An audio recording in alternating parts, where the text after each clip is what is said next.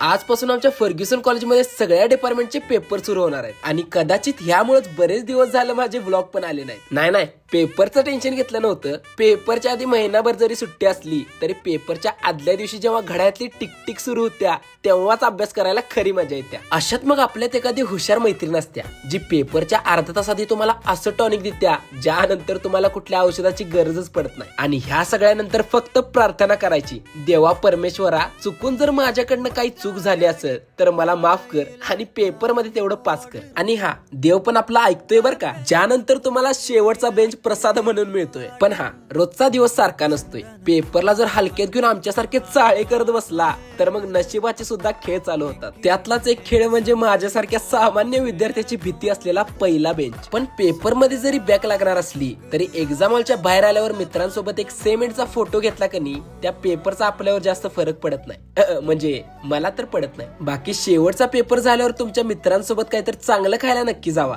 कारण नंतर ते क्वेश्चन पेपर आठवणार नाही पण ते खाल्लेला खाऊ आणि केलेल्या गप्पा नक्की आठवतील. आता चला, व्हिडिओ थोडासा पण आवडला असेल तर व्हिडिओला लाईक आणि तुमच्या भावाला फॉलो करून घ्या आणि कमेंट मध्ये तुमच्या मित्रांना टॅग करा.